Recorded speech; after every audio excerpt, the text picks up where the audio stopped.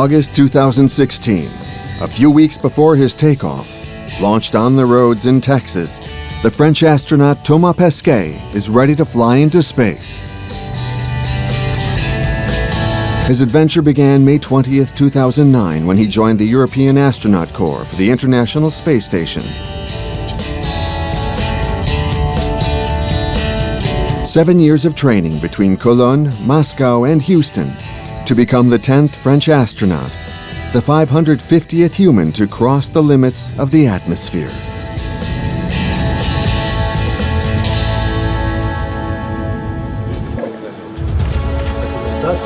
Two and a half years ago, the crew, which includes Thomas Pesquet, was selected to fly on the International Space Station, the ISS.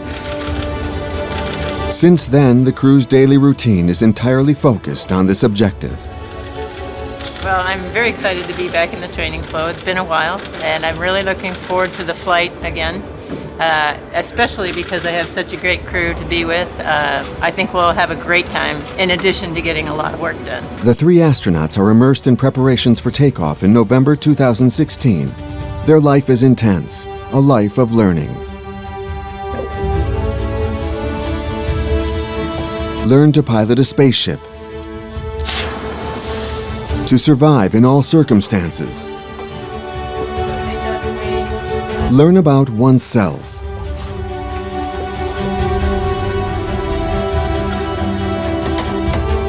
And about the others. Toughening up. Mastering hundreds of scientific experiments. Learn to walk in space.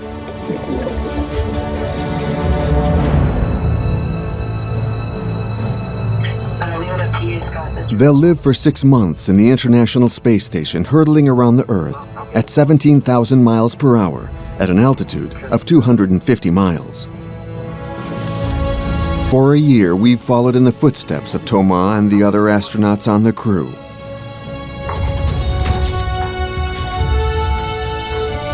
Thomas Pesquet, French, 38, is the rookie.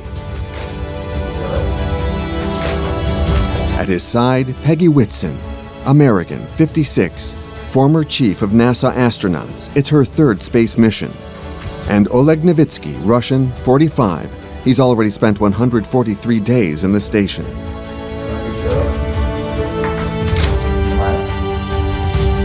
Peggy Whitson, Oleg Novitsky, Thomas Pesquet, Expedition 5051 to the ISS.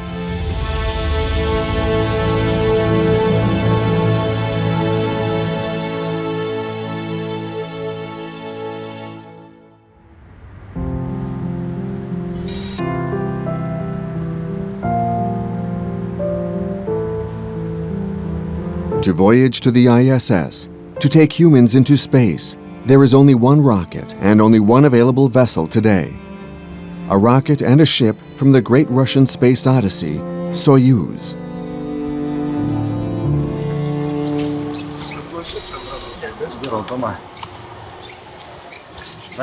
I hope it'll work. Me too. To learn to master the Soyuz, the three astronauts spend considerable time at the Yuri Gagarin Training Center in Star City. Oleg Novitsky is the pilot and commander. Thomas Pesquet, flight engineer, is second in command, able to support him in all circumstances. Peggy Whitson controls the data. Above all, she's leading Expedition 5051.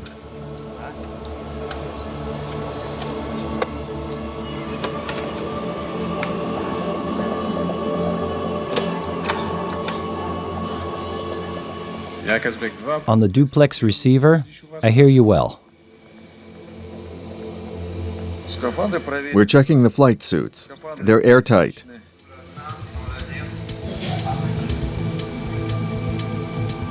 December 2015, about a year before takeoff, the instructor scrutinizes the crew. This is one of the first joint trainings in the simulator.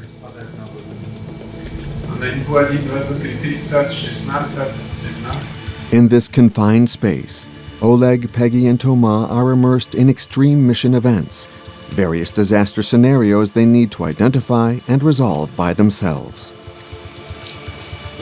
Circuits are on. We're at 700. 700. In this simulation, the ship is depressurizing after takeoff, putting the lives of the crew in danger and requiring an emergency return to Earth. There's an oxygen alert. Yes. Strange power to the reactor is shut off. Yes, I just turned it off. I mean the control. Yes, that's right. I don't know what's happening, but we must solve it. Pressure is increasing. Pressure increasing. Look at the indicator gauge. Peggy, you have no ventilation? No.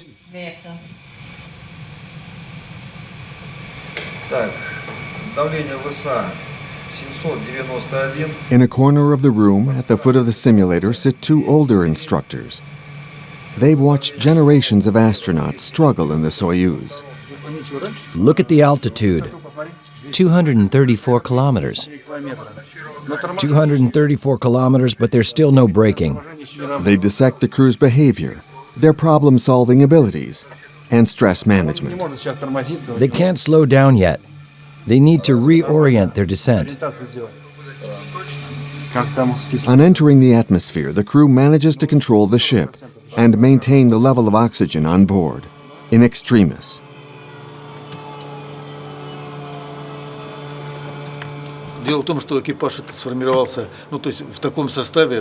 This crew has not been training together for very long. This, of course, leaves a number of areas for improvement, particularly in terms of interaction between the crew and their mutual understanding. There are procedures they still need to work on. For example, if there is a steering problem, they must be able to resolve it with their eyes closed. I think they're not ready yet. They could not fly tomorrow. It would be too soon. They still lack preparation.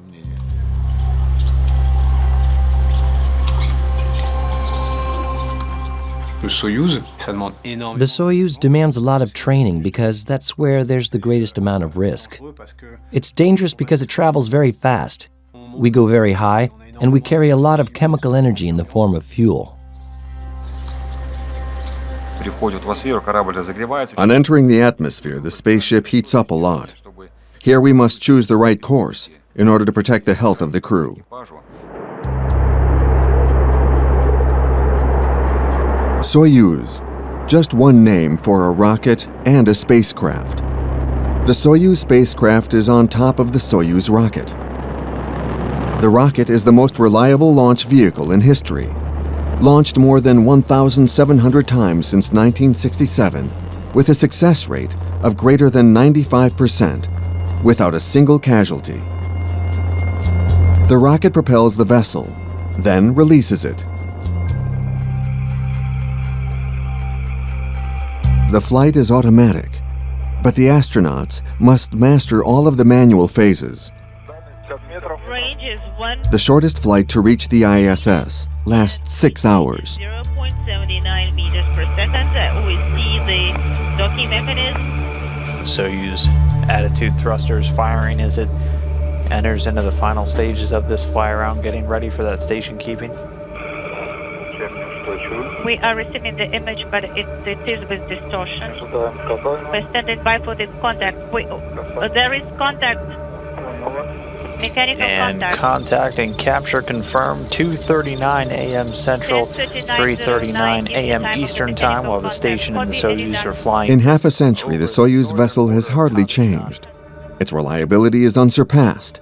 Since the United States abandoned the space shuttle in 2011, it's the only vessel for sending humans into low Earth orbit.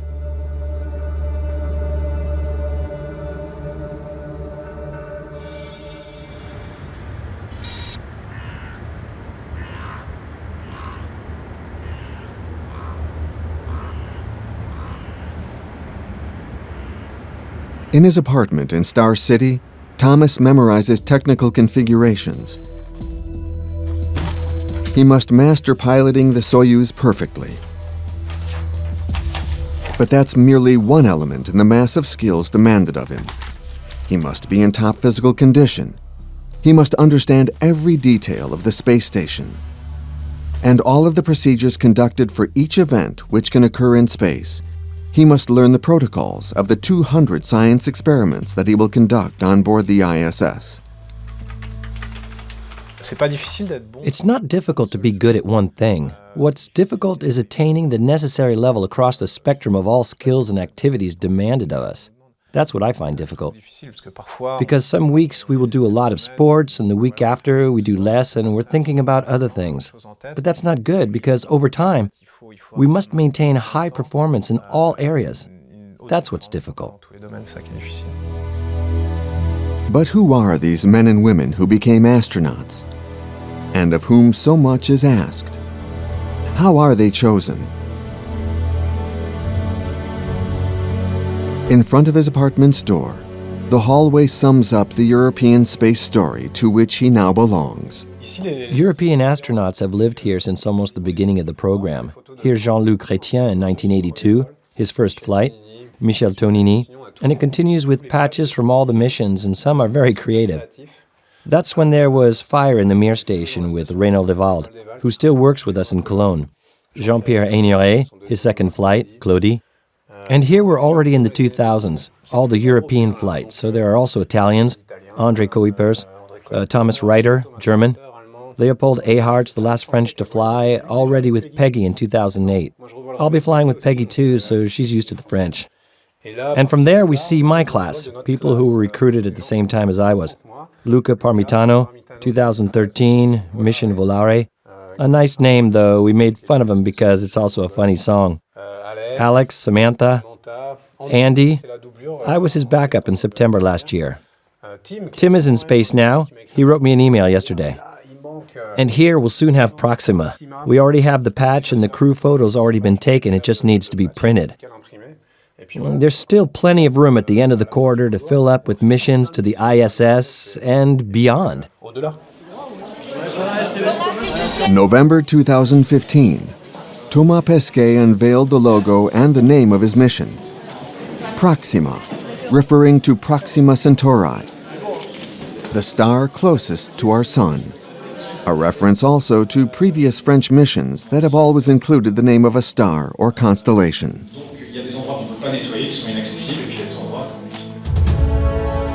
The Proxima mission is the heir 34 years later to the mission of Jean-Luc Chrétien, the first European in space in 1982, and the first European to walk in the vacuum of space in 1988. A test pilot, he symbolizes the typical profile sought after by the agencies which train astronauts. The profile has opened up a lot since then, but the selections are rare. In 2008, when Thomas Pesquet applies, he's in only the third recruitment for the European Space Agency, created in 1975. 6 men and women are selected.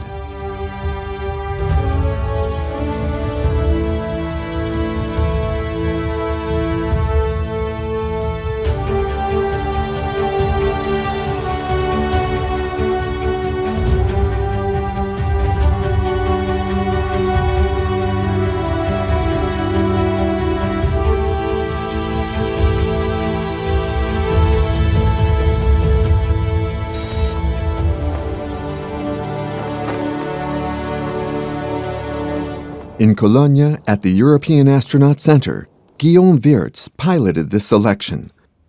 Academic qualifications and exemplary professional histories, excellent medical and psychological records, these criteria narrow it down from the 8,413 candidates. There's nothing in the selected astronauts that's particularly specific to space. There are no supermen or women. An astronaut is someone who must be able to adapt to any kind of situation. They must be competent, able to learn very quickly, and also adapt to new situations, invent, find solutions in a reduced space, meaning the size of a space station. So it takes people who have a relatively high level of social adaptability, who get along well in a group, and adapt within that group.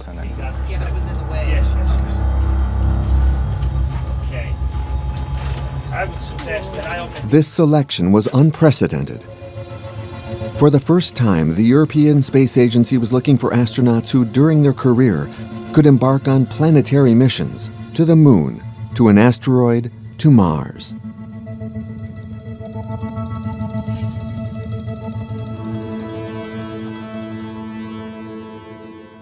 Here's a copy of the test. Don't write on it. Here's an answer sheet for you. Amaury Salagnac, psychologist specializing in extreme environments, participated in the selection. Defining the right profile for unprecedented missions for very long periods was a gamble on the unknown. But one quality previously less sought out seemed essential: emotional intelligence. In long-term missions, whatever the context, what we're looking for is an emotional intelligence, meaning you're able to realize what you're feeling, what behaviors you're manifesting, the limits of your behavior, and your strategies for resolving conflicts and stress. Candidates who are selected are exceptional because they combine all these skills: physiological, psychological, operational. They have the skills, and they have the resume that goes with it. So people who combine all these aspects, yes, they're exceptional.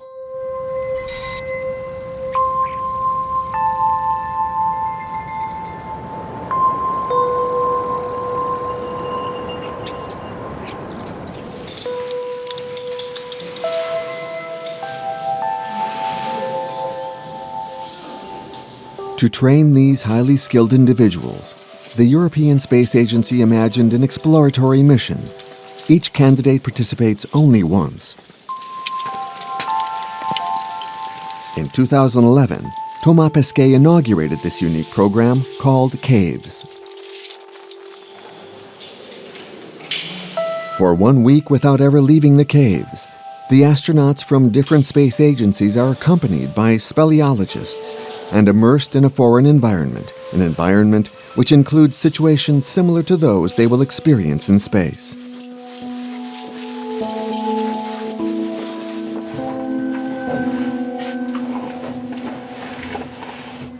Welcome to Sardinia. It's nice beaches. Water temperature is 26 degrees. Sun is shining. The food is awesome. But we're in caves.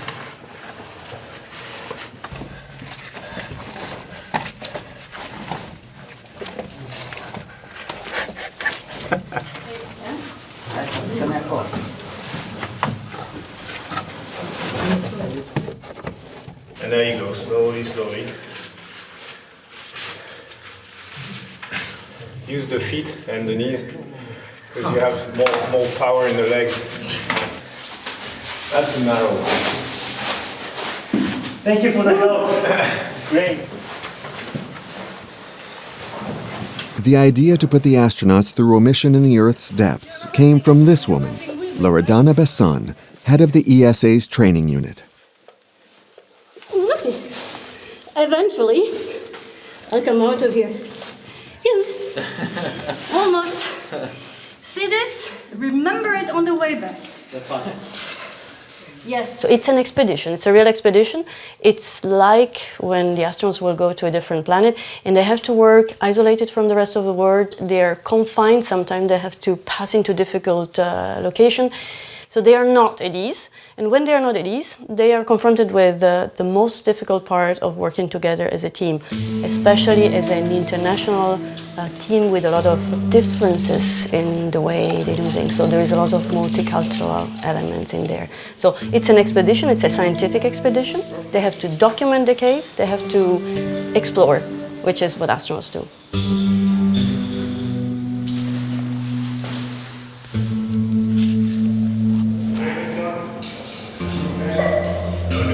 During their week underground, the group is autonomous. They make their own decisions. Leadership alternates between them. Each astronaut is different in their origin, culture, physical ability, and experience.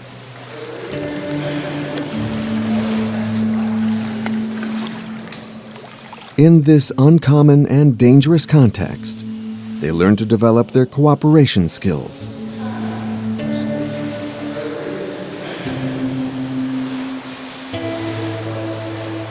from a time point of view, it's already 2. We have to be back at camp at 6. So by the time we get there, it's going to be 3:30. And we have to carry all this gear and we have to carry all the stuff back up to the camp. So when we start the exploration today on branch 2, if we want, it's going to be 4. So there's really not much we can do. That is what really is important for them to become a crew. Having a culture of the crew, becoming a crew that relies on each other, that has trust on each other. Because once you're in space, if there is something that goes wrong, you want to know that somebody else, which is in your team, is really somebody you can trust totally. And this is something that happens totally and completely in a cave. Vitto, vai lassù, così vediamo. Vitto, vai lassù. Ci vuole una foto verticale, no? Vogliamo vedere. Sì, sali così. Ci vuole una foto verticale. All the astronauts who participated in this training and spent time in the ISS, the International Space Station, consider that caves is the most complete training and the closest to the realities of a space mission. Beautiful Italy. Was it this blue before? No, huh? Who's changed Who's changed the colors? Who's messed about with the sky, eh?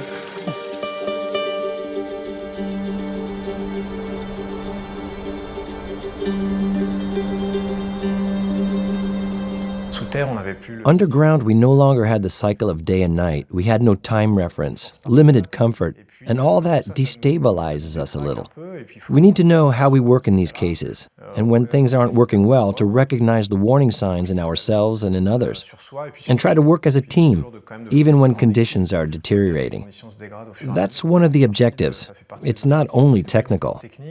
In the end, it's also very much in the head.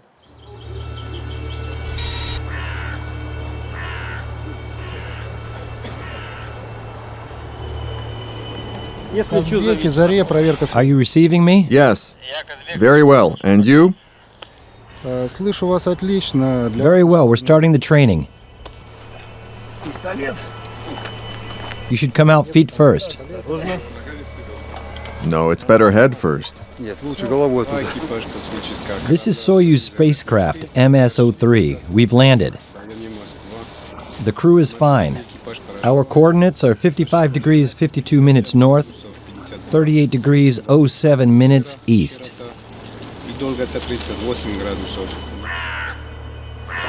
February 2016 in a forest near Moscow. It's minus 10 degrees Fahrenheit. Toma, Oleg, and Peggy practice survival training in a hostile environment following a hard landing. Returning to Earth always has its element of uncertainty.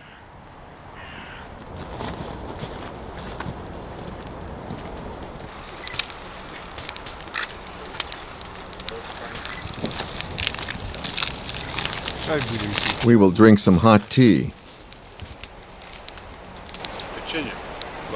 Being an astronaut is also having the ability to endure in the middle of nowhere until help arrives. This training, lasting 3 days and 2 nights, is a kind of rite of passage, a tradition which the Russians never neglect. It's the moment the crew truly forms. It's often during training that crew members unite for the very first time. So it's here that they develop their team spirit and their ability to work as one.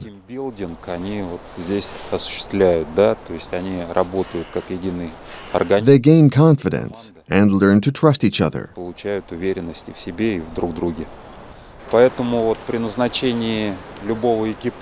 With each crew nomination, the psychological aspects are taken into account. This is to determine to what extent they'll be able to get along. In this case, this crew has no problem. Obviously, I'm not a psychologist, but in my opinion, there won't be any problems between them.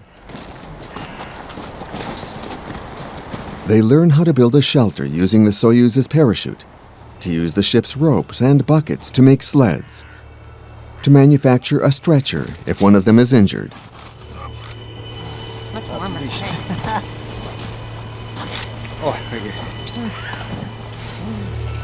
The Soyuz landing zone is controlled with precision, but the history of space travel is filled with epic returns to Earth. This department of the Russian Space Agency was created in 1965, the day after the landing of Leonov and Balyayev. Their capsule is stuck in the middle of the Siberian forest. It's minus 15 degrees Fahrenheit. The cosmonauts hear wolves howling. It'll take 2 days for the rescuers to reach them.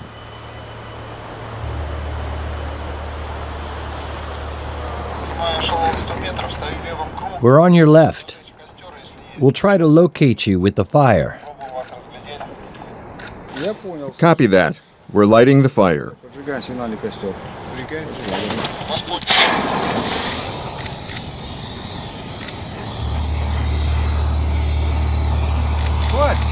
That's good, Thomas.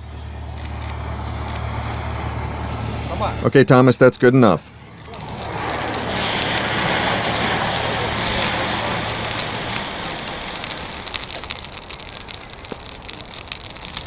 No exercise is trivial. Behind each practical case, there is often a story that could have ended badly.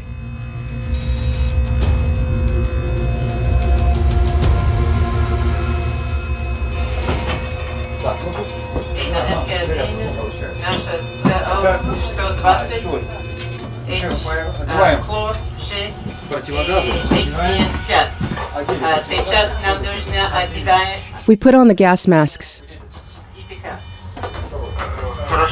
We copy that. Oleg's working on the first fire extinguisher.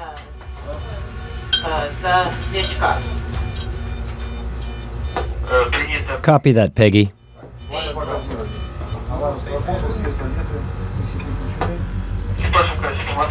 On the ISS, there are 3 primary emergencies: depressurization, a toxic spill, and fire. The crew learns the procedures by heart, but in space, obviously, everything is different. In the absence of gravity, a flame is a round ball. In the absence of gravity, a fire extinguisher becomes a torpedo if one doesn't hold on to it firmly.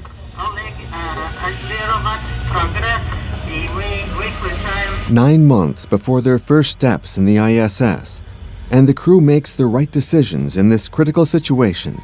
They take the right actions. Turning the power off, the plug is charred. Connection attempt failed. Air ducts shut and airlock closed. We are going into the vessel.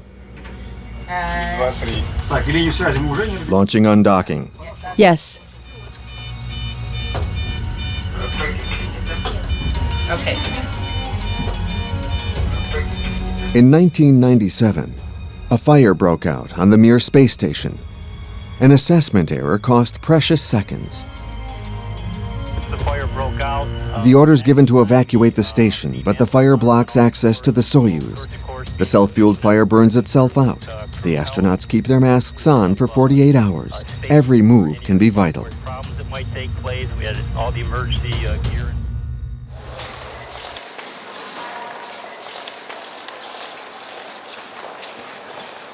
In the exercise, the 3 astronauts must evacuate the ISS, move into the Soyuz spacecraft simulator, located in another part of the training center, and then return to Earth.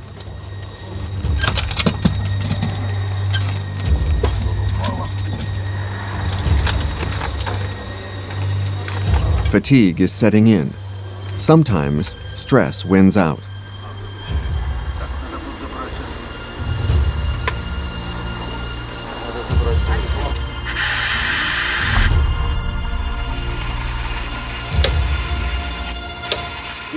This is not normal.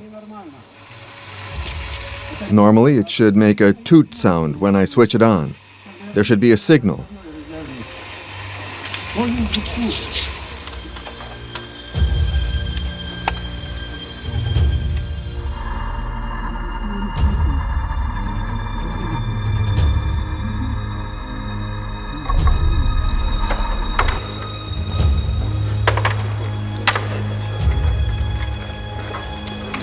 Despite its complexity, the exercise went well. It's an important factor arriving before the final examination, which will take place a few weeks before taking off. You tired today? I sure am. Very tired. Just a little.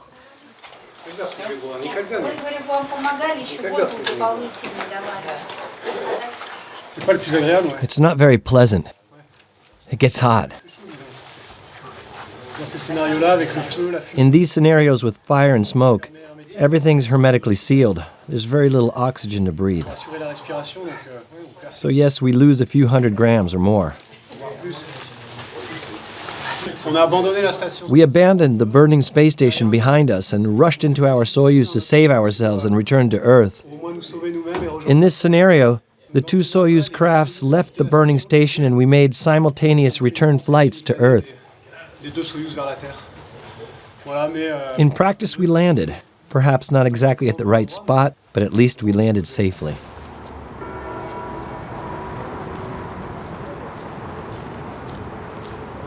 Managing catastrophic situations is the daily life of an astronaut in training.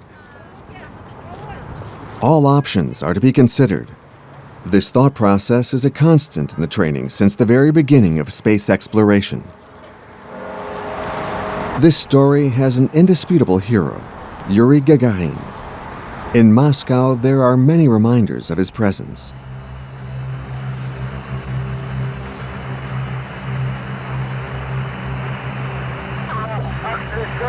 For Tama, as for all astronauts without exception, Yuri Gagarin is an absolute reference. April 12, 1961 is an unforgettable date, marking the start of a new era of human exploration. For us and the new generation of European and non-European astronauts who were not born at that time, it's like year zero, the start of everything. There was a before and an after. This date proved that space exploration was possible and it triggered everything. April 12, 1961, the rocket takes off. Yuri Gagarin wrote a farewell letter to his wife and daughters, proof that the outcome of this flight is unpredictable.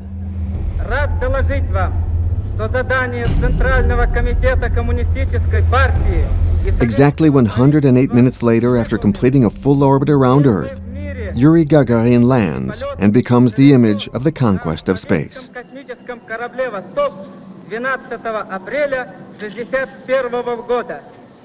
I wonder what was going on in his head at that time, after his flight, when overnight he became a hero to millions, an icon. It must have been strange. He was a rather simple man, a pilot, and then he was suddenly catapulted into a world that was not his. It had to be odd. Thomas is one of the heirs. The place of a French astronaut in this story, the place of the ISS and Mission 5051 are being etched into the history of this 55-year evolution.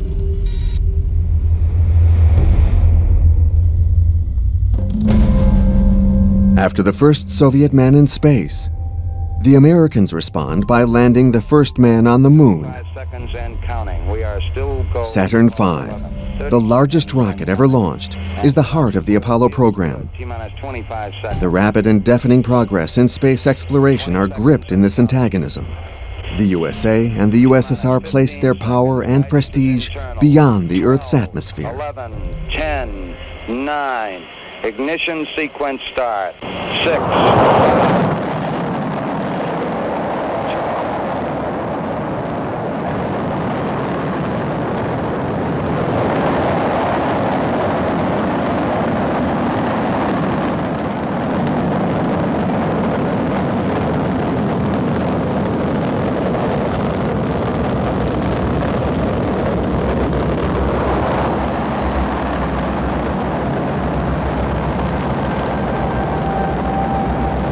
July 1969, Saturn V takes off and propels Apollo 11 to the moon. 11 Houston, your guidance is converged. You're looking good. It's one small step for man, one giant leap for mankind. But what new territories will be explored following that? The Soviets abandon their own lunar project. But as early as 1971, they put the first space station, Salyut 1, into orbit.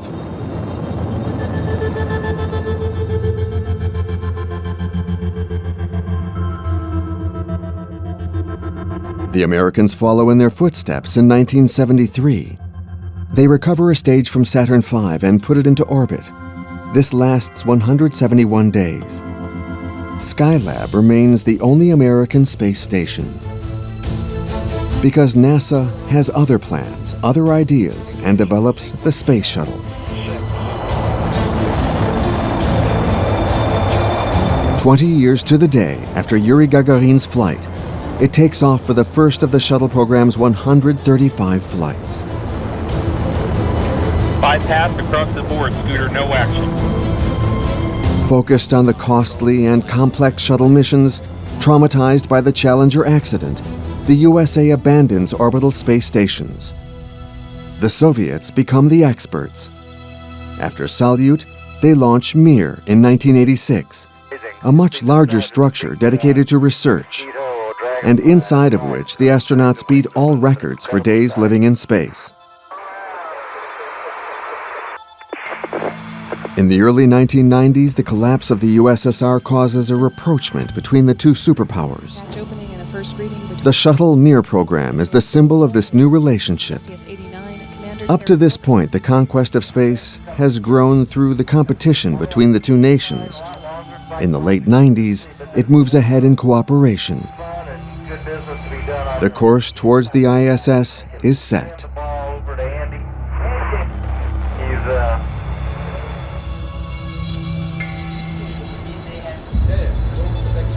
Thomas Pesquet and Expedition 5051 play their part in this period of space history, which began November 2, 2000, when Expedition Number 1 enabled the survival and communication systems of the ISS.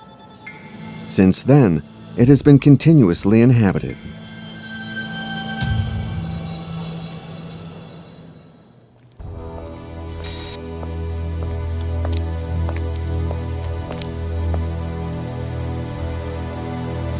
Jim Oberg, historian, participated as an engineer at the beginning of the program. He leads the team that draws the orbit of the International Space Station after long negotiations between Russia and the USA.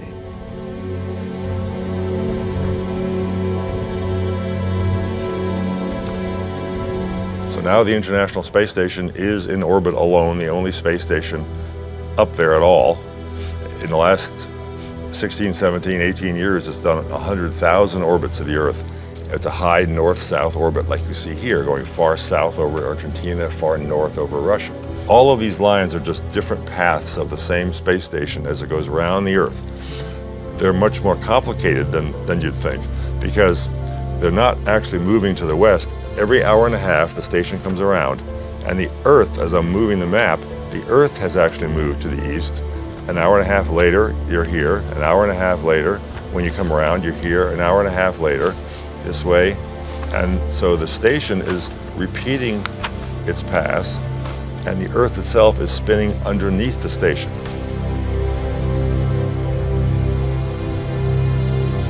Assembly of the ISS began in 1998 from a Russian module and an American module. And for the chosen orbit, Jim received the thanks of the first crew.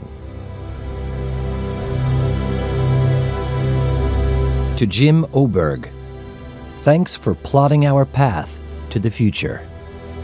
International Space Station, December 1998.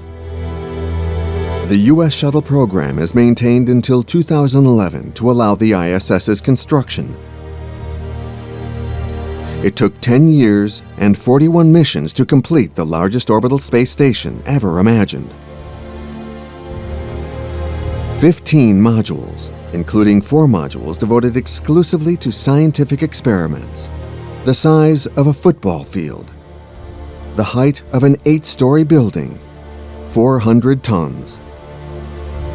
ISS is where exploration of the cosmos is being prepared. Humans are learning to live in space.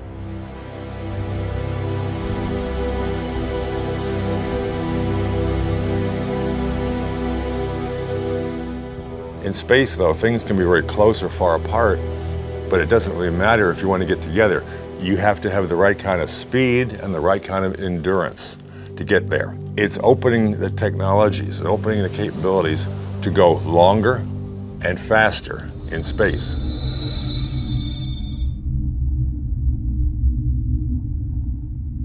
We didn't know how to build life support systems that would recycle air and water efficiently and not break down.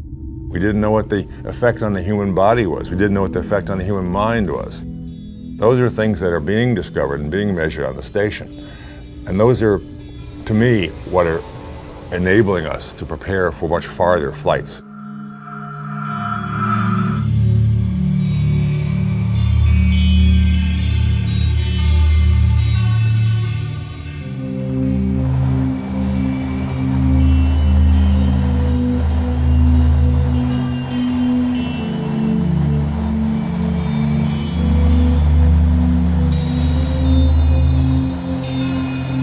March 2016, 8 months after takeoff. Thomas Pesquet continues his Soyuz training in Star City. Flight engineer second in command to Oleg Novitsky. He too must know how to pilot it in all situations and master docking with the ISS in manual mode. Я хотел именно про ручной облет. У нас положено. Тома, точнее. Thomas, be more precise. There are at least 2 mooring points. Yes, I already see one. The speed is maximum. Do not go faster. I'm slowing down. A little more. Almost all parameters are near zero. The regime is perfect. Understood.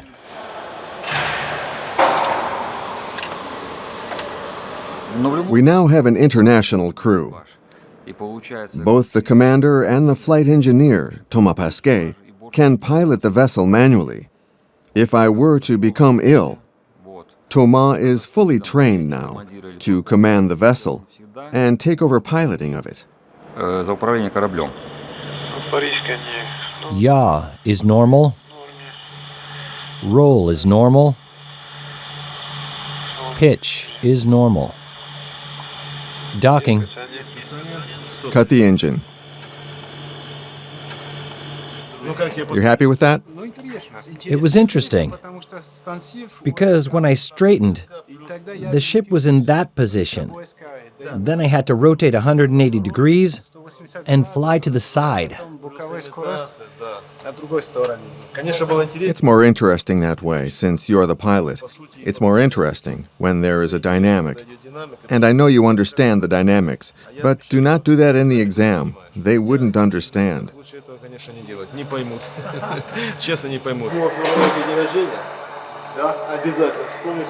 There are many similarities between flying the Soyuz and an airliner. Before becoming an astronaut, Thomas was a flight engineer and pilot with Air France.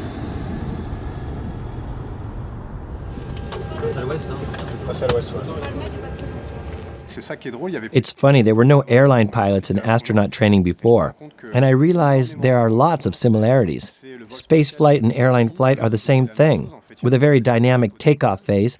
Then the cruising phase can be quite long, where one uses automation, because it's useless to fly manually in a straight line for 6 hours. It's the same in the Soyuz. We work in a team of 2, interacting with the ground.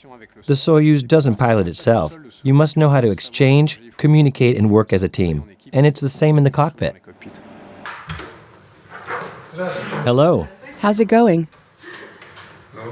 It's going well. Things are going well? Yes. The survival course went well? I survived. That's the main thing. So, tell me, what did you do today? Today we trained at returning to Earth. The return trip. And dynamic piloting. That's interesting. Mastering Russian is indispensable for all astronauts. Intensive classes, immersive learning, constant improvement. Thomas considers this the hardest part of his training. All day, We trained. Where's the accusative? All day. That's it. Tell me why the verb to train ends with an S. Probably of all the things I had to learn, learning a language was probably the most difficult thing for me. Very, very challenging. I wish I had some of the skill, for instance, that Thomas has with languages, but I'm just barely making my way with a little bit of Russian.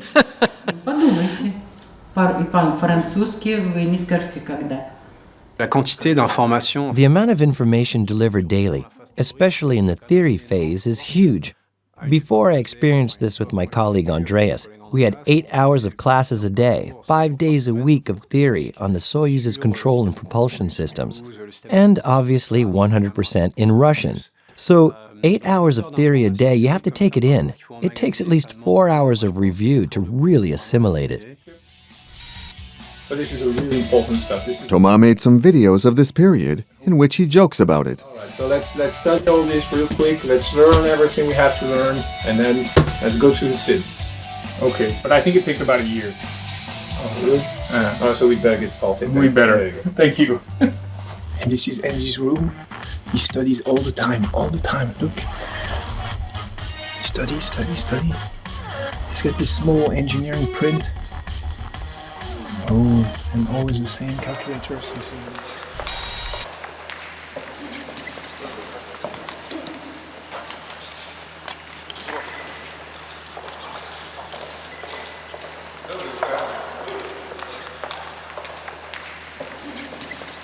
To get to the ISS aboard the Soyuz, the crew will be subjected to accelerations or decelerations that will make their body weight feel much greater than the normal weight. Up to 10 or 12 times greater during the re-entry phase into the atmosphere.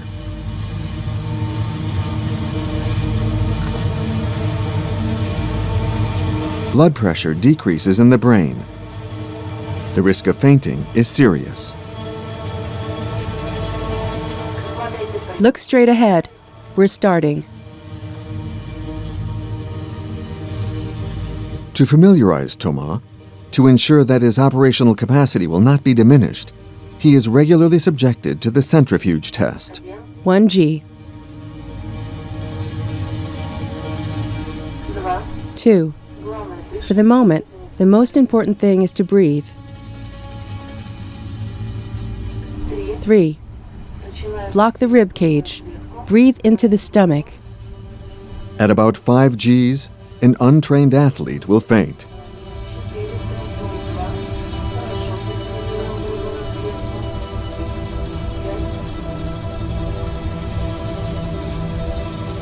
Six. Breathe well. That's the most important. 7. 8. Stop. At 8 Gs, 8 times the weight of the body, we see the face deform by accelerating the image. Thomas must block his rib cage to prevent it from collapsing. We'll take a break for a few minutes and we'll come see you. Okay?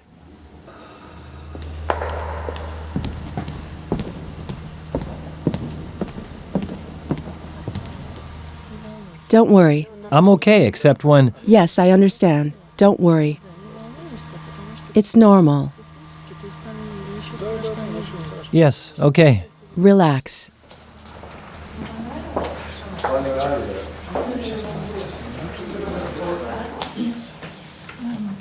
I'll take your blood pressure. Sit there. The centrifuge test is as old as the training to go into space. Yuri Gagarin underwent the same tests. Everything is fine.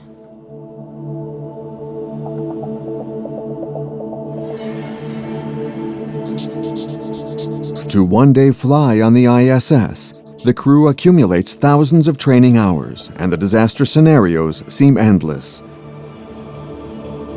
But this comprehensive training excludes one daily dimension the terrestrial environment cannot offer, the state of weightlessness.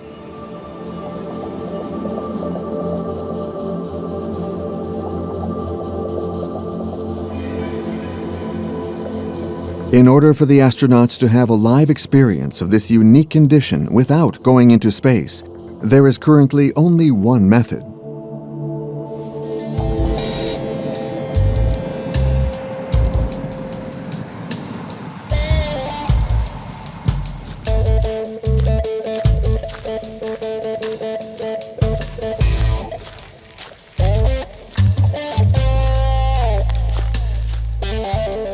Jean-François Clairvoy, 3 space missions in the 90s, retired senior astronaut from the European Space Agency, now directs Novitsky, the only company to implement parabolic flights in Europe.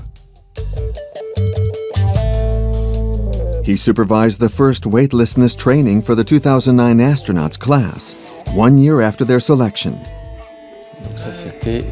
That was in 2010, 6 years ago. 6 years already, wow. It's amazing how focused they are. You can tell they're expecting to live something incredible. Wait, there it goes. Immediately it's a race to sit on the ceiling. I trained the new crew well. All smiling, it's the same weightlessness. You can imagine you're already in space. So it's very interesting to see the expressions they have, somewhat puzzled, smiling because the sensation is very amusing. And there's the fact that you share this with others. They look at each other like kids saying, "You see that? I felt this. How about you?" To prepare an astronaut for that first space flight, it's essential to let them feel weightlessness beforehand in a reduced gravity flight. Normally 2 parabolic flights, meaning several dozen parables, 10 to 20 minutes. I'd say at least half an hour of cumulative weightlessness on several parables on several flights.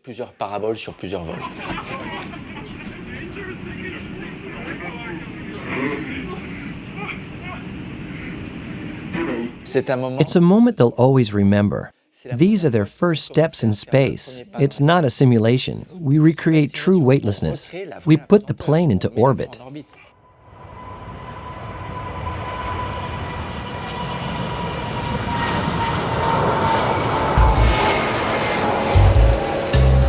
To achieve weightlessness, the aircraft enters a parabolic flight path, reproducing a portion of the orbit. It rises in the sky at a 47 degrees angle. A 1.8 G force is then exerted. Humans and objects weigh 1.8 times their weight. Once the angle is reached, propulsion is cut. The plane and everything inside it is in a free fall. Your body weighs nothing. For 20 to 22 seconds, a state of weightlessness is created.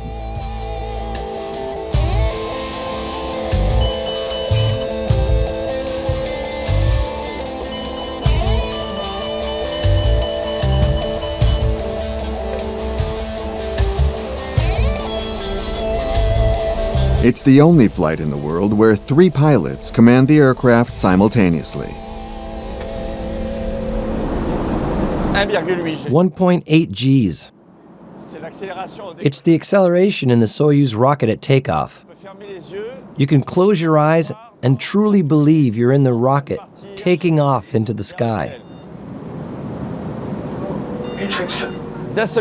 Suddenly, the engines are cut, and you're in total weightlessness until something is done to come back to Earth.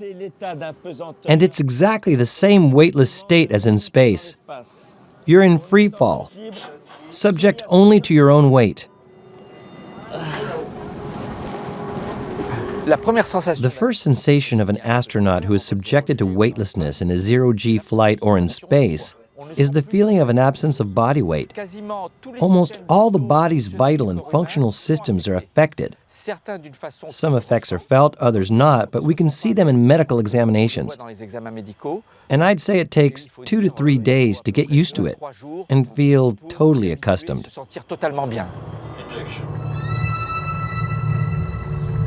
The state of weightlessness is not without effect on human physiology. It raises questions about our adaptation in space and on the impact of very long space flights on our bodies. In weightlessness, the astronaut is controlled, examined, probed. His body paves the way for distant planetary explorations. He must be in an optimal physical condition.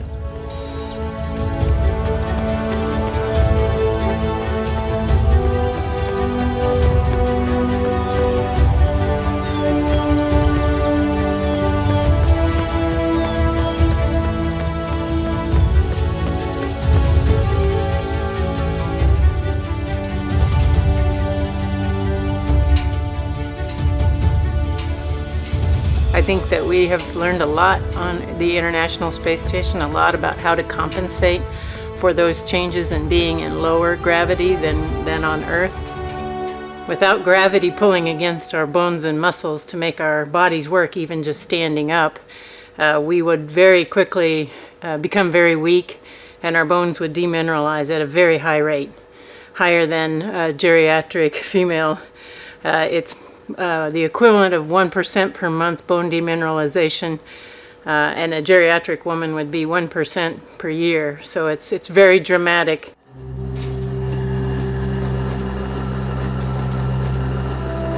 Decalcification is just one of the observed phenomena. Microgravity fundamentally alters the body. The cardiovascular system becomes deconditioned. The heart no longer moves the blood to the upper body effectively. As the body is no longer carried, muscle loss is important. In the ISS, the astronauts compensate with lots of physical exercises.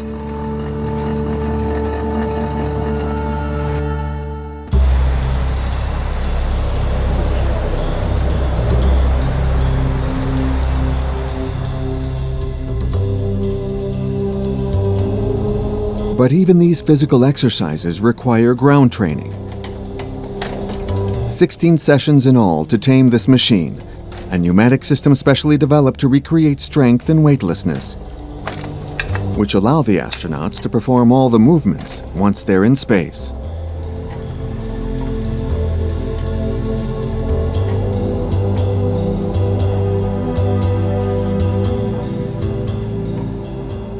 This is a weightlifting glove after 6 months in the space station, because we work out with them for 2 hours a day. We leave with new gloves, and that's the state the gloves come back in after 6 months. And as we work out every day, we end up with very heavy weights. For example, doing squats, we must also lift our body weight here on Earth. So if we have 150 kilos on the bar here, then in the space station, we'll use 230 kilos. 150 kilos plus 80 kilos for our body weight. Since we're in weightlessness, we must also lift our body weight. So 230 kilos for 6 months in the end looks like this, with makeshift repairs on board.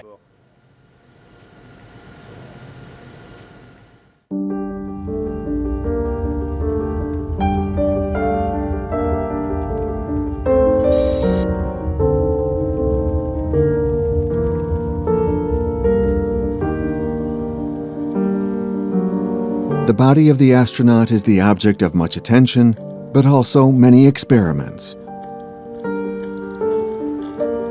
In space history, an astronaut is both a guinea pig and an experimenter. For the Proxima mission, Thomas Pesquet is lending his body to science. You're going to settle in there? Put that. How's the biopsy? It's all good. It doesn't hurt? No, not at all. Can we take this off? Yes, please. So the fact that there was the pool, isn't it better to keep them? Let me have a look. The foot's not bad at all. No worries. We're also guinea pigs. Whether it's medicine or physiology, tests are often done on astronauts. We took 2 samples of muscle tissue for our experiments, one from the thigh, one from the calf. We'll record the state of the muscle before the mission, and I'll give small muscle samples after the mission to see how they evolved. And we'll do a long-term study. Among the 200 experiences to be conducted aboard the ISS, One of them in particular focuses on the muscles. This experiment is called Sarcolab. Its goal? To understand the reasons for the decline in muscle performance observed in astronauts in weightlessness. Biopsies are one component, but in space the results will depend on this machine called MARES. Setting. How do you move the stops? You may need also to move this one when you adjust. 6 months before launch, Thomas practices assembling it here on Earth prior to doing it in space. MARES is the most complex tool ever designed for conducting experiments in a space station. So I slide this one, slide it back. The subject will be sitting in the chair with several joints immobilized. Here we center on the ankle articulation to accurately measure changes in the muscle and skeleton of the ankle. Then we have a configuration for studying the knee. We'll take turns in it.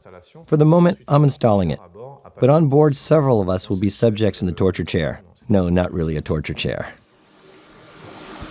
The goal of precisely measuring the muscle and neuromuscular systems is to better understand human physiology in order to prepare travel to distant space.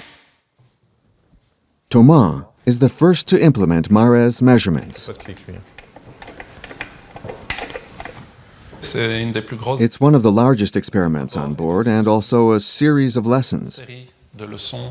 This is the largest training I've prepared in recent years, since there is a mechanical part, a medical part, an electrical part, and an exercise part, how to do the exercise as well.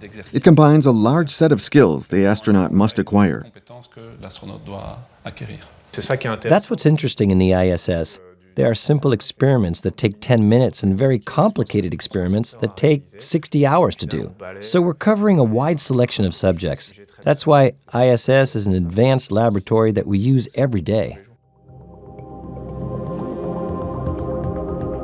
The International Space Station is an extraordinary laboratory, a laboratory in constant free fall, where gravity is no longer a constraint.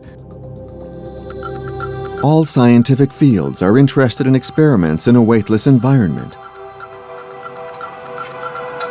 Human physiology, of course, but also biology, material physics, fluid dynamics, mechanics, the study of electronic components. All these areas will be addressed by the crew. Every experiment must be adapted to the space station's orbital environment. There are experiments from the United States, Japan, all of Europe has proposed experiments, Canada, so there's lots of different experiments from different organizations and groups, and we will be participating and being the hands on board, the laboratory technicians, to make all these dreams of many scientists on the ground come true by implementing their science on board.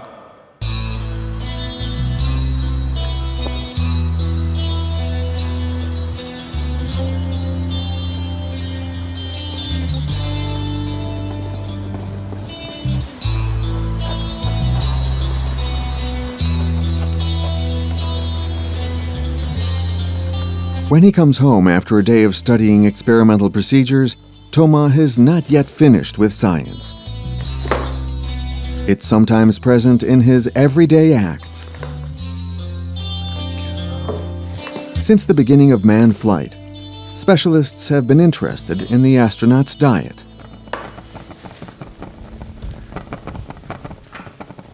Dinner is controlled. It's a scientific experiment, but it's French food, so it's okay.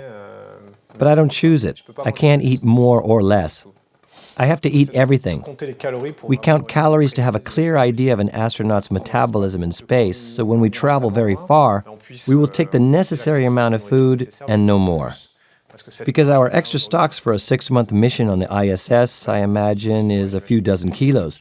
But going to Mars, we can't carry that extra mass. You have to be more precise. So we try to measure it very precisely. Metabolism on the ground and in space, we'll compare them and conclude exactly what we must take for a long-length mission.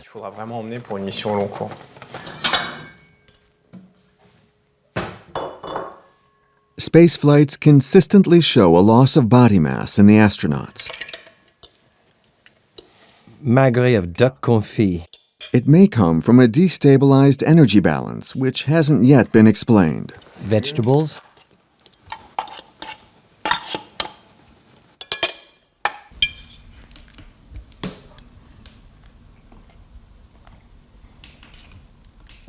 It's good.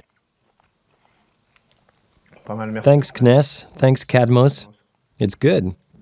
Alain Ducasse created this. He's treating us tonight. In the station, for Christmas, for New Year's Day, you can choose dishes by Alain Ducasse or Thierry Marx. For our snacks, we bring cookies and chocolate, things like that. Things we like.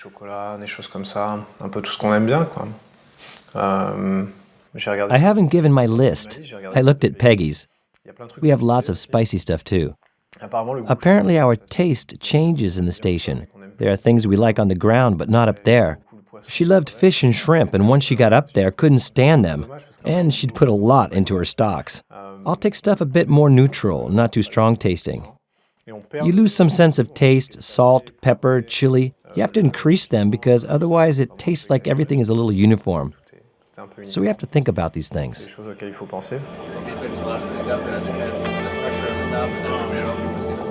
In weightlessness, crumbs are forbidden.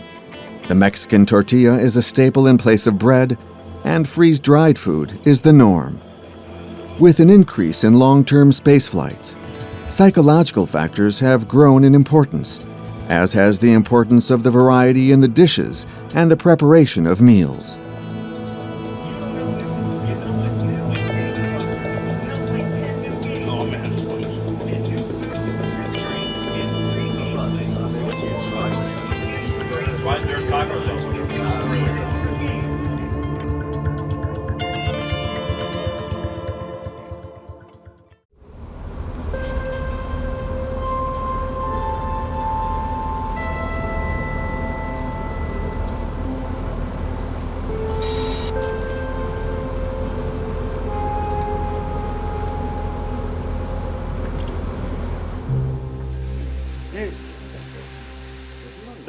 You must close everything.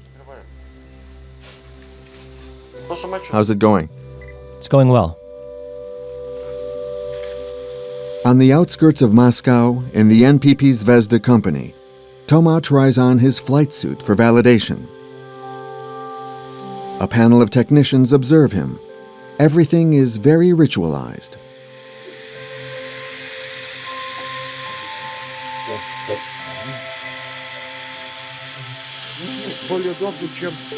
The astronaut is quite attached to his suit because it keeps him alive in case of fire or depressurization. NPP Zvezda has been designing and manufacturing them since the beginning of the Russian space program. That's in case of evacuation.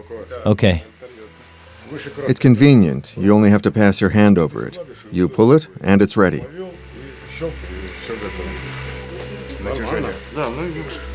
The collar is good? You understand this? Yes. The tests are spread over several months so that the suit perfectly fits the astronaut's body. The same for the boots that are used only once to walk to the rocket.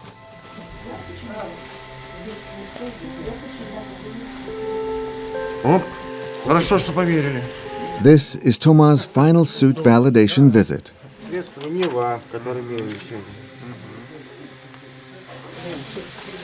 And the same thing for the second copy. He signs to accept his suit.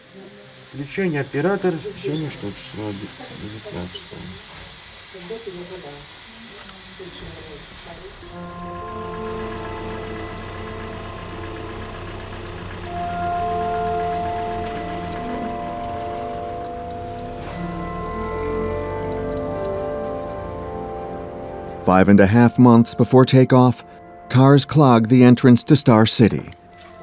They deliver a steady flow of reporters and cameramen.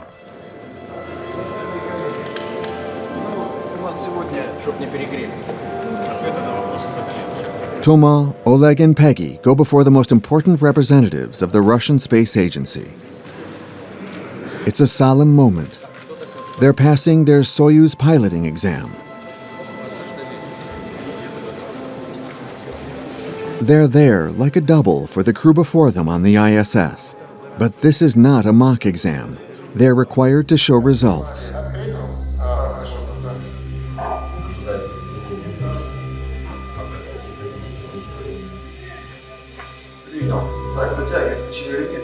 For several hours, they simulate a rendezvous with the station. All of their oversights, all of their faults are recorded.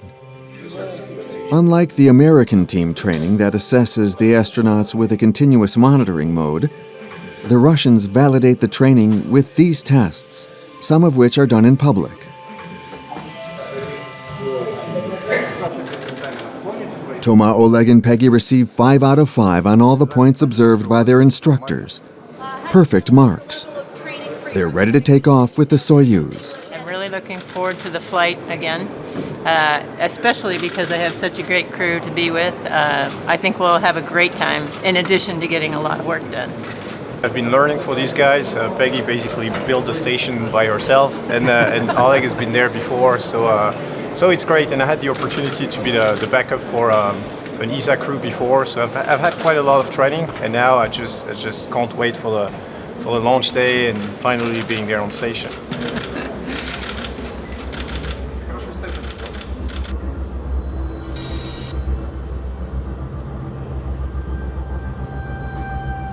But Thomas has not yet verified all his skills.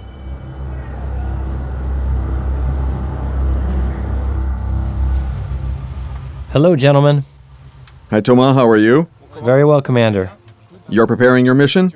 Yes, it's one of my last trips to Houston, then Moscow, and then we take off.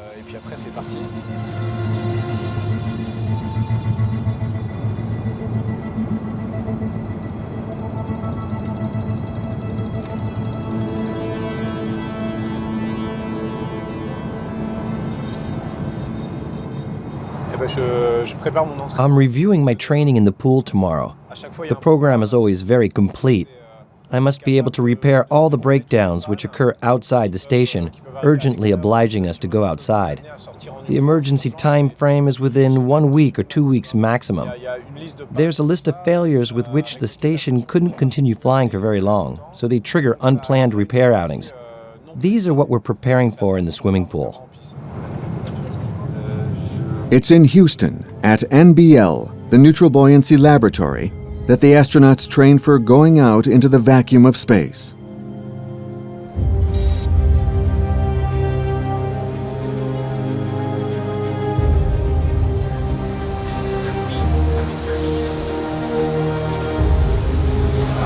Every time it's tighter.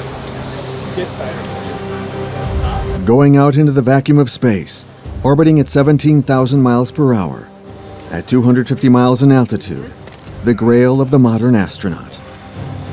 Feels good. Ça devient un peu naturel. It's becoming more natural. We no longer think about it. It's like when I was a pilot. It's become a routine.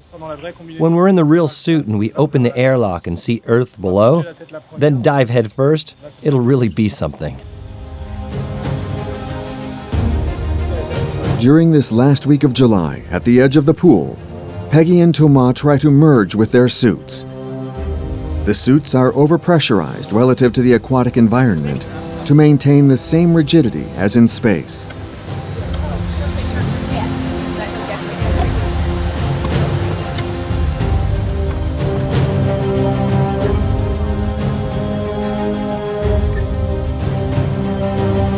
Buzz Aldrin, the second man on the moon, conceived of this pool dive concept. The principle is based on neutral buoyancy, the balance of Archimedes' principle, to simulate weightlessness and the assignments Thomas and Peggy will conduct outside of the station. B1 and EV2, this is Chris. How are you? Copy. I have you loud and clear. And I have you loud and clear, Chris. Excellent. EV1, can you get a slow 5 count, please? 5, 4, 3, 2, 1. And I read you loud and clear, EV2, how are you? 4 spacewalks are already planned for Thomas and Peggy. Peggy has already made 6 in her career. The 2 astronauts also belong to the emergency unit. If there is the slightest problem requiring an additional outing, they will intervene. In the NBL pool, they're faced with planned operations. Replacing the end of the station's robotic arm, lubricating the joints of the solar panels. Red, or is that sufficient to have the wipe caddy open and kind of prepped up? Turn on. Okay, one turn. One turn. A spacewalk, or extravehicular activity, EVA as it is known, can last 6.5 hours, a limit imposed by the suit's autonomy. 5 PDT, so that. This limit is also due to human physical capabilities, as the work is exhausting. EVA is a complex and dangerous choreography between 2 astronauts and the control center. Okay, we would then pull to release the EVF. So tomorrow you saw that earlier, you pull it to the max of its lanyard. Okay, great. So let's go ahead and we are going to do a roll to get to the remaining EVFs. So Peggy, you want to be able to access 1 and 2. Thomas, you want to access 4 and 5. It should be about a 90-degree roll clockwise. There's going to be some pretty tiny numbers and letters on there, and the pool ones honestly might be pretty worn out. Alpha and 7, yeah. Okay, great, and I have APFR when you're ready. Ready?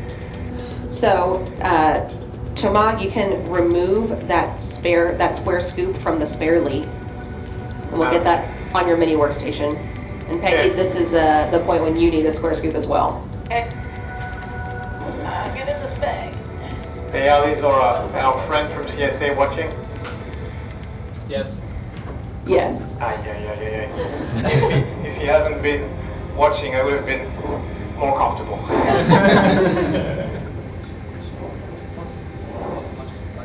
The good part is that she has an opportunity. In the control room, they whisper more than they talk, and sometimes jokes are made. A problem in the pool creates only tiny disturbances in the operation. Communicating is also central to this training.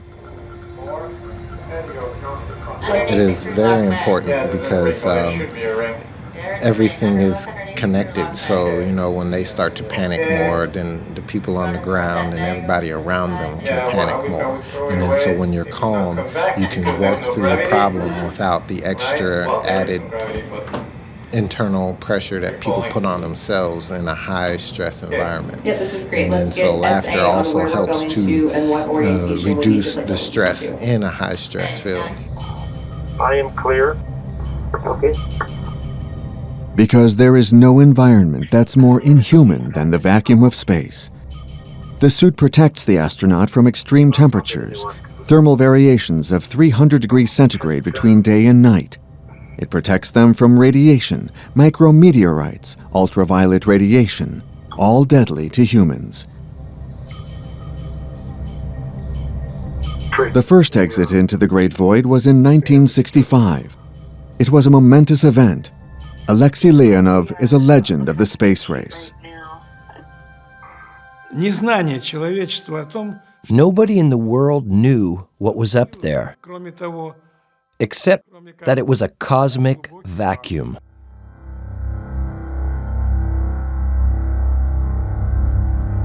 But we knew our life was hanging by a thread, and that it was extremely dangerous. Everyone who has worked on spacewalks has been faced with seemingly insurmountable obstacles. That was my case, but others met with even worse problems.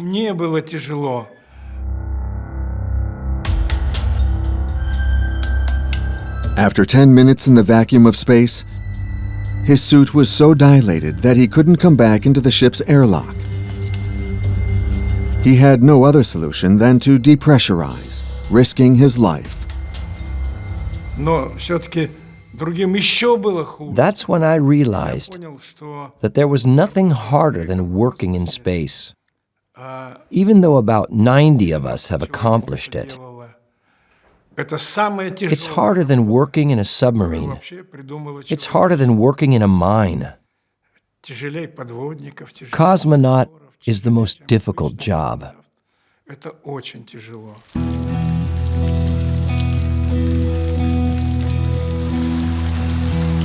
Difficult and dangerous yesterday, difficult and dangerous today. The experience of Luca Parmitano, selected like Thomas in 2009 by the European Agency, illustrates the risk inherent in each spacewalk.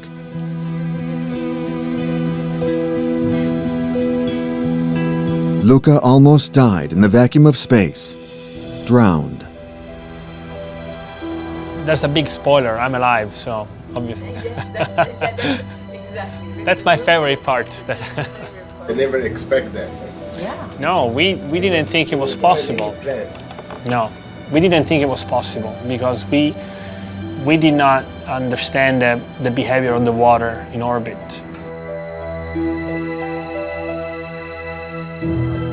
I was excited about being outside again after 1 week from the previous EVA.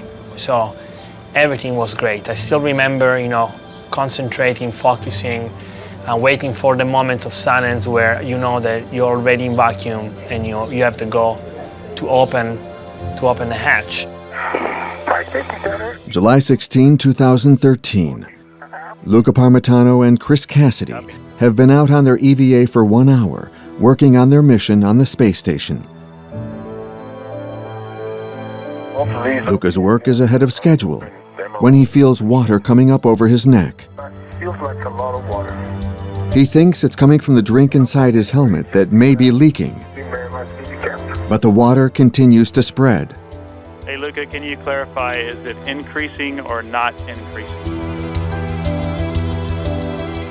It's hard to tell, but it feels like a lot of water. Oh, I see. I see it now, wiggling. Can you see? It's over here, right? Yeah, but I have that, and then there is about the same amount of when I took the helmet down last time, Chris. Really? Yeah, I can feel it in the back of my head. Chris and Luca, just for you guys, based on what we heard with Luca saying that water is in his eyes now and it seems to be increasing, we think we're going to terminate EVA case for EV2. Okay. Oh, you're really wet. While Chris Cassidy secures the hardware, Luca Parmitano returns to the airlock. But the situation quickly gets worse. I just had to make this motion where my legs were going to stick up towards the sky and my head was going to be down. And when I did that, just by, I think maybe by virtue of the motion or just because the water achieved a certain quantity, I don't know what happened, but the water at that moment, it went over my face, it covered my eyes, and it covered my nose, and because of capillarity, which works also in space, it went inside my nose, and also it went inside my ears, so in a few seconds I went from that situation to being in a very uncomfortable condition with the water in front of my eyes and inside my nose and inside my ears. But also, the sun went down, and it goes into pure blackness. I hear you weak but breathable, Luca. Now I'm upside down. I can't see really well. I can't breathe really well, and I don't know where I am. Can you talk to me?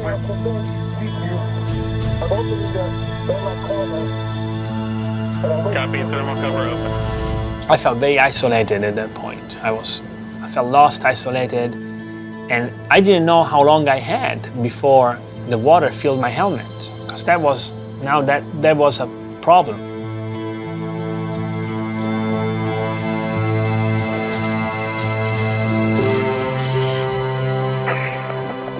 I can breathe now. I have, my mouth is still free from water, but how long do I have? It's correct. All right, Luca, first thing for you, you're gonna get the fish stringer out of the bag. And from somewhere in the back of my head, I thought about the safety tether, this reel that spools and keeps me attached to the space station. And so I thought if I can feel that or kind of, understand where the cable is pulling from, I can follow that and find my way back. And so just blindly looking, feeling for the handholds with my hands and following that force, I managed to navigate my way back to the airlock. I'm going smooth here, Shane. I don't want to make a mistake, make it worse. There was no procedure to manage the water leaking from the suit's cooling system. Despite all the situations covered during training, from the most routine to the most catastrophic, space sometimes reminds us of its dangers, even the most unexpected. But the most essential principle taught by all space agencies is to not focus on the problem, but on the solution.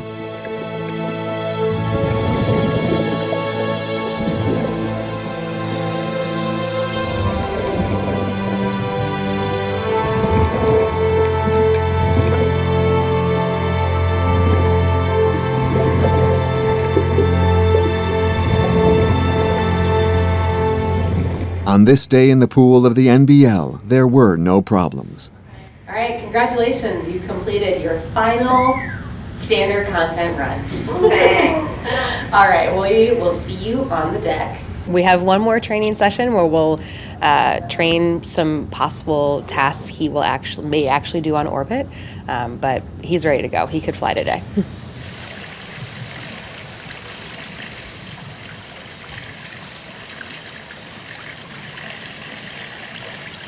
After 6.5 hours, his shoulders hurt, and his cold hands are shaking.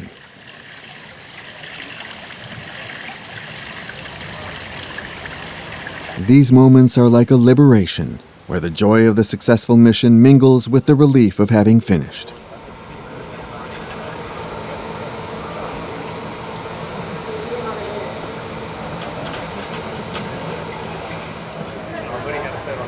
The choreography is complete. The 2.5 years of training since he joined Expedition 5051 are coming to an end. How you doing? Good, how you doing? Good. Ça c'est, hey, Rich. One more time, right? Yeah, just once. And then, no, ça c'est... Yeah, it went well. What's great is that the whole team's working together and everybody wants to ensure that it goes well for us. It's great to have all these people working, doing their best to ensure that once we're up there, it goes well. It's the goal of the entire organization. Perhaps we don't say this enough. People see the astronauts, but all these people, without them, we'd never fly. And it shows in lots of little details. In my gloves, I have special protection. It seems like details don't matter, but after 6 hours in the gloves, your hands get sore and your work suffers. You can make an error, let go of something. In the end, the details make the difference.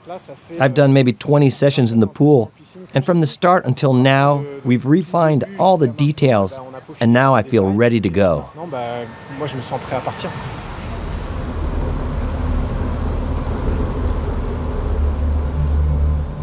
Less than 100 days before the departure, Thomas feels ready. He's eager to take off. The fulfillment of an adventure started 7 years ago, but surely even more than that.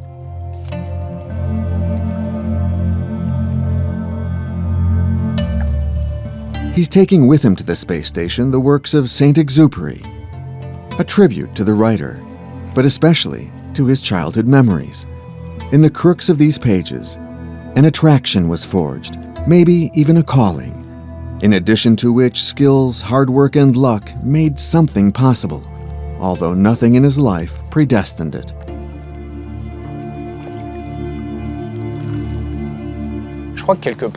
In a way, I can hardly believe it all. Who could have known that this would be my destiny? I don't truly realize that it's happening. Yes, every day I do my job and I do it well, not to be arrogant, but I'm happy with my results. Still, somehow, it seems too enormous. Until I've finally taken off and I'm in that rocket, and then finally up there in the space station, I still won't believe it.